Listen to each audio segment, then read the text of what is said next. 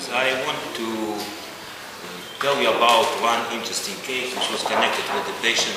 Can you see a picture? Okay. Which was connected with the patient who had two independent variants of vasculitis. She came in the diagnostic center with the main complaint of skin itching and skin rash. Skin rash, fresh lesions were urticaria-like, but unlike urticaria, they lasted for more than 1 day.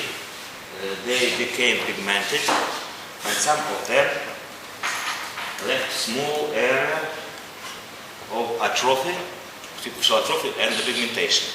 So, in accordance to dermatological textbooks, this disease is called urticarial vasculitis. Urticarial vasculitis is not a nosological form. It is a manifestation of different vasculitis. So this is her biopsy. We saw small vessels in the upper dermis and deep, surrounded by mild lymphocytic infiltrates. Lymphocytic infiltrates of this kind can be found not only in vasculitis but in more frequent diseases, so-called perivascular dermatitis. But in the such as urticaria, such as eczema, such as psoriasis, and numerous other diseases. But in these diseases, perivascular infiltritis is caused by the inflammatory factors coming from epidermis. So these diseases involve only superficial vessels, not as in this case. And so we additionally made immunohistochemical stain for immune deposits, immunoglobulin A and G, and what we see, it was inside, it is staining of plasma inside the vessel and no staining of the vascular wall. And besides the second complaint of neurological character, she complains of weakness, dizziness, headaches. 2 years ago, she was admitted in neurological clinic with the same complaints. That time, doctors additionally found mild left hemiparesis and generalized seizures. Her medical report mentioned arterial hypertension. After treatment, there have been no more seizures, with only weakness, dizziness, and headaches left. A neurologist found low blood pressure on her arms and increased blood pressure on the legs. She suspected aortic arteriitis, and MRI found that all main branches, first branches of aorta, were involved in this process. And so you can see from this picture explanation of her neurology. What was more interesting for me, involvement of all vessels supplying abdominal organs, including both mesenterial arteries and truncal ciliacus. Why it was interesting, I will explain to you.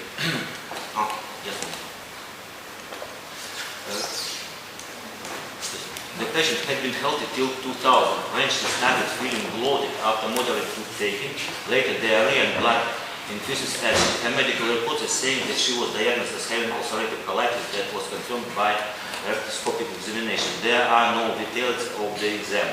The report is saying about hemoglobin, 46 grams per liter, low red blood cells, normal, slightly increased white blood cells. Urine tests and blood biochemistry were normal. The patient has reported no abdominal complaints since 2004. So we can try to connect her previous abdominal problems with aortic arteriitis, because there were signs, clinical signs of chronic abdominal ischemia. After exertion, after food, after defecation, she had pains. What was very characteristic, this is similar to stenocardia. And besides, she had, probably she had ischemic colitis with hemorrhages. Ischemic colitis, these are necrosis, superficial necrosis, unlike infarction, which can be accompanied with this symptom. Laboratory. Nothing special, excluding high erythrocyte sedimentation rate and increased C-reactive protein. Rheumatological tests, rheumatoid factor, anti-nuclear antibodies, and ANCA were normal. Urine test was made many times during these years, always normal. Okay. Colonoscopic exam. Although she had no complaints for 2 years, this exam was made. Everything looked normal, excluding rectum. At 15 and 20 centimeters from the rectus-sigmoid junction, the lumen is circular narrow due to edematosus hard mucosa, which is purple and woody hard, easily bleeding after touch by colonoscope. The length of these areas are 2.5 centimeters. So, suspected probable diseases were tumor, Crohn's disease, ischemic arteritis. Biopsies.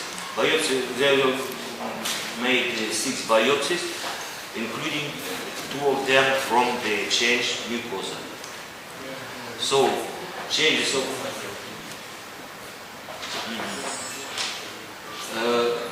unchanged mucosa, no changes of epithelium and glands found, mild presence of inflammatory cells, including lymphocytes and neutrophils. Changed mucosa, epithelium without visible changes, decreased number of glands with unchanged architecture, moderate inflammatory infiltrate in lamina propria and submucosa.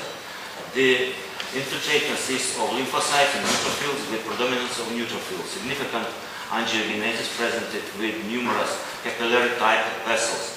Foci of fibrosis in some mucosa. So you see the description.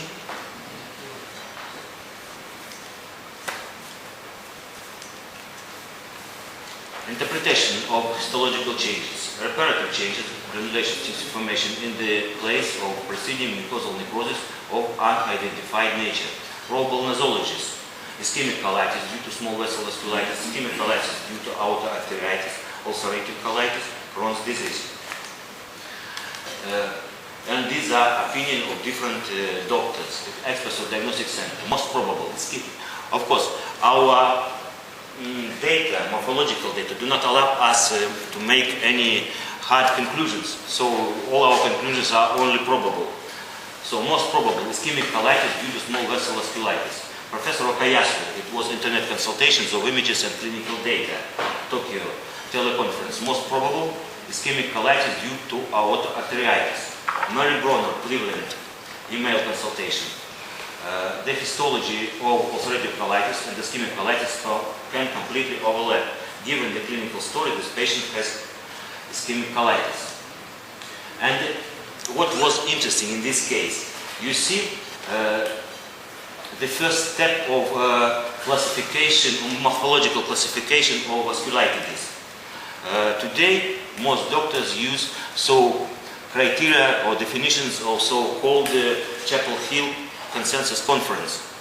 And you see, there are sizes, which is the first step of diagnosis, sizes of large size vasculitis, obviously involve first branches of aorta, plus minus middle size arteries. Small size vasculitis, you see here, involve small vessels which have no muscular layer, and plus minus middle size vessels. And the middle size vasculitis, they involve only muscular type of arteries. In our case, what we saw, we definitely saw vasculitis involving large size and vasculitis involving small size. Do we have 2 vasculitis in one patient or 1 vasculitis affecting arteries of all sizes? We are not ready to answer this question. We suggest that these are 2 vasculitis for medical science, today medical science, but 1 vasculitis for the patient. And another question. As far as we have no definite idea what was the cause of damage of the rectal mucosa, what is your opinion? What was the cause of the damage? Ischemic colitis. Okay, small vessel, large vessel, vasculitis was the cause of this damage. It's interesting, I think. I don't agree with Dr. Takayasu that it was large size, and I can explain why. Why? 2 years ago, when she had complaints connected with pains after food, clinically, not morphologically, she had what we call chronic abdominal ischemia. And if atherosclerosis or other occlusions of large vessels cause this disease, ischemic colitis is going together with chronic abdominal ischemia, with this clinical picture. But of course, there are exceptions. For example, after heart failure and so on, we can have this without chronic abdominal ischemia.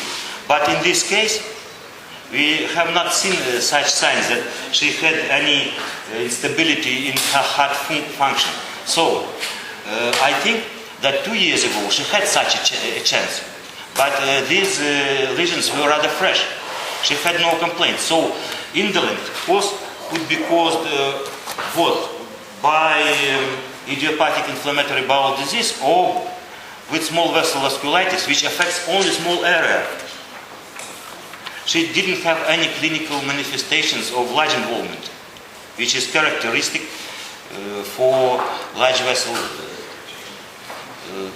causes of the abdominal ischemia. Of course, I'm not sure absolutely. Okay. Thank you for attention.